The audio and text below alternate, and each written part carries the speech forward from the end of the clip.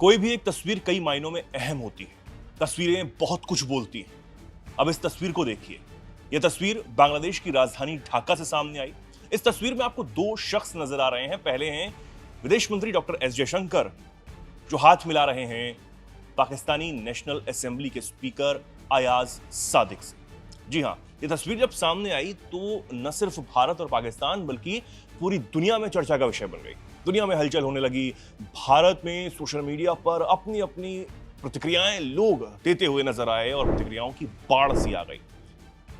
इस तस्वीर में सबसे गौर करने वाली बात थी कि विदेश मंत्री डॉक्टर एस जयशंकर, जो कि एक भारतीय, और पाकिस्तानी नेशनल असेंबली के स्पीकर से उनका हाथ मिलाना इसलिए भी बहुत ज्यादा लोगों को अटपटा लगा क्योंकि मई के महीने में पिछले साल जो संघर्ष हुआ भारत और पाकिस्तान के बीच में, ऑपरेशन सिंदूर के दौरान जिस तरीके से पाकिस्तानी आतंकियों को ठिकाने लगाया गया, पाकिस्तानी आर्मी को सबक सिखाया गया, उसके बाद से हमारी क्रिकेट टीम हो, तमाम जो और खिलाड़ी हों, उन्होंने कहीं ना कहीं पाकिस्तानी जो भी खिलाड़ी थे, पाकिस्तानी जो लोग थे, उनसे कहीं ना कहीं दूरी बना ली थी। हाथ तक नहीं मिलाया जा रहा था। नो हैंडशेक पॉलिसी जैसे अपना ली हो। अंडर 19 क्रिकेट टीम ने भी कहीं ना कहीं यही किया था। हालांकि वो रनरअप रहे, उसके बावजूद भी उन्होंने रनरअप की ट्रॉफी लेने से इनकार कर दिया था। खूब ज्यादा बवाल मचा हुआ था। हालांकि खिलाड़ियों की जमकर तारीफ भी हो रही थी इस फैसले के बाद। लेकिन अब जब जयशंकर की तस्वीर सामने आई तो लोग अपनी प्रतिक्रियाएं देते हुए नजर आए। सवाल पूछ रहे थे कि आखिर ऐसा क्यों किया गया।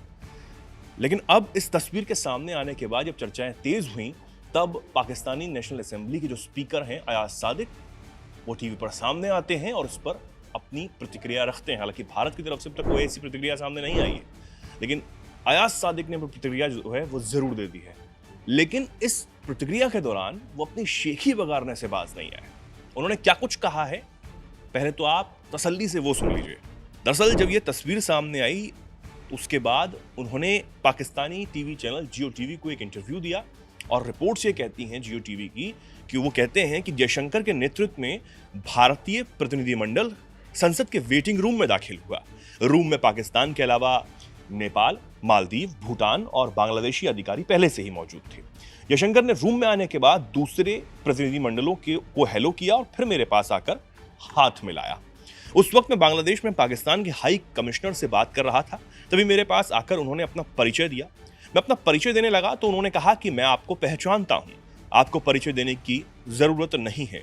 जयशंकर कोई छुपकर मुझसे नहीं मिलने आए थे। वो जानते थे कि वो क्या कर रहे हैं। जयशंकर के साथ कैमरे थे, जिससे पता चलता है कि जयशंकर को पूरी जानकारी थी कि इस बात को रिकॉर्ड किया जाएगा और मीडिया में रिपोर्ट किया जाएगा। उन्हें ठीक से पता था कि वो क्या कर रहे हैं और इसे मीडिया कवर करेगा। तो ये बात उन्होंने जियो टीवी के इंटरव्यू में कही है। जियो टीवी की रिपोर्ट ये कहती है। लेकिन इसमें अगर हम उनकी भाषा को समझने की कोशिश करें, उनके शब्दों को समझने की कोशिश करें, तो सीधा ये कह रहे हैं कि मैं इंटरेस्टेड नहीं था, लेकिन जयशंकर साहब खुद मुझसे हाथ मिलाने आए और यहां तक कि उन्होंने ये भी कह दिया कि मैं आपको पहचानता हूं, मुझे इंट्रोडक्शन देने की भी जरूरत उनको नहीं पड़ी। लेकिन अगर हम इस चीज को देखें तो हमारे विदेश मंत्री ने, यानी कि भारत का जो प्रतिनिधित्व बांग्लादेश में कर रहे थे, उन्होंने एक फॉर्मल और एक ठीक तरीका जो कि एक डिप्लोमेट को अपनाना चाहिए था, वो उन्होंने अपनाया। हालांकि सामने एक दुश्मन देश के नेशनल असेंबली के स्पीकर जरूर थे, लेकिन जयशंकर किसी और देश में थे और वहां पर जो उन्होंने किया, कहीं ना कहीं वो सरकार का ही फैसला होगा। वो एक डिप्लोमेटिक भाषा का तरीका है कि किस तरह एक दूसरे देश में जाकर जो हमारे देश का प्रतिनिधित्व कर रहे हैं उनको करना चाहिए, वो उन्होंने की। लेकिन भारत की तरफ से तो कोई इस पर ऐसा बयान नहीं सामने आया कि हम अपनी शेखी बगैर रहे हैं। लेकिन पाकिस्तान की नेशनल असेंबली के अयाज सादिक, जिनके साथ हाथ मिलाया गया, उन्होंने साफ तौर पर यह कहा कि मैं नहीं गया था, वो मुझसे हाथ मिलाने आए थे। लेकिन इसमें भी कहीं ना कहीं अगर उनकी भाषा को देखें तो वो ये दिखाने की कोशिश कर रहे हैं कि मैं इंटरेस्टेड नहीं था। पाकिस्तान शायद वो अगर ये बोल देते कि अगर मैं गया होता हाथ मिलाने, तो हो सकता है कि आसिम मुनीर से उनको लताड़ लगाई जाती, शहबाज शरीफ से उनको लताड़ लगाई जाती, उनको सुनाया जाता, पाकिस्तान में उनको कोसा जाता, और शायद अभी भी कोसा जा रहा है क्योंकि आसिम मुनीर की वहां चलती है ना। दरअसल अयाज सादिक ने जब ये कहा होगा कि मैं नहीं गया था, वो मुझसे हाथ मिलाने आए थे या फिर उनको हाथ मिलाना पड़ा, तब शायद आसिम मुनीर खुश हो जाएं कि ठीक है चलिए आपको छोड़ देते हैं। तो ये तमाम अब बयान उनके सामने आए हैं, उन्होंने जिस तरीके से कहा है तो अपनी शेखी वगैरह है, लेकिन अगर हम इस पूरे सिनेरियो को देखें, इस चीज की आलोचना जरूर कई लोग कर रहे हैं, लेकिन कई लोग ये भी कह रहे हैं कि यह फॉर्मल बिहेव था जो एक डिप्लोमेट को दूसरे देश में जाकर करना चाहिए था। अब ये तस्वीर बांग्लादेश की है, ढाका की, हमने आपको बताया, लेकिन आपको ये भी बता दें कि बांग्लादेश की राजधानी ढाका में जब खालिदा जिया का निधन हुआ, जो कि पूर्व प्रधानमंत्री बांग्लादेश की रही, उसके बाद भारत ने बड़ा फैसला लिया और उनके अंतिम संस्कार में शामिल होने के लिए भारतीय विदेश मंत्री डॉक्टर एस जयशंकर खुद वहां पर गए। अब सिर्फ अयाज सादिक से उन्होंने मुलाकात नहीं की थी, उन्होंने कई और देशों के जो प्रतिनिधि थे उनसे भी मुलाकात की और खास तौर पर खालिदा जिया के बेटे तारिक रहमान, जो कि 17 सालों बाद बांग्लादेश की धरती पर वापस आ पाए हैं अपने परिवार के साथ, उनसे भी मुलाकात की थी। और न सिर्फ मुलाकात बल्कि प्रधानमंत्री नरेंद्र मोदी की तरफ से भेजा गया शोक संदेश भी उन्होंने तारिक रहमान को दिया था। उसकी तस्वीर भी सामने है और उसकी तस्वीरें तो खुद जयशंकर ने अपने एक्स प्लेटफॉर्म पर साझा भी की हैं।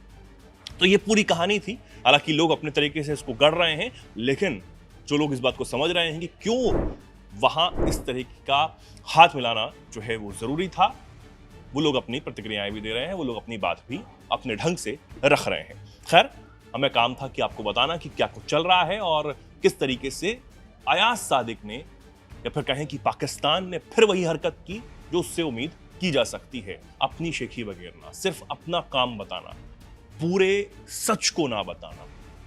अब आप इस पर क्या कुछ कहना चाहते हैं? कमेंट सेक्शन में लिखिए। जुड़े रहिए, देखते रहिए Dainik Jagran.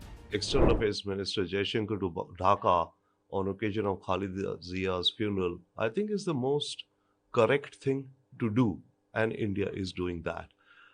Bangladesh is our neighbor, our cultural sibling, and at a moment of loss of a significant leader of the country, I think it's definitely, appropriate, very appropriate for India to extend, and Prime Minister Modi to send a letter of condolences to the family of the bereaved.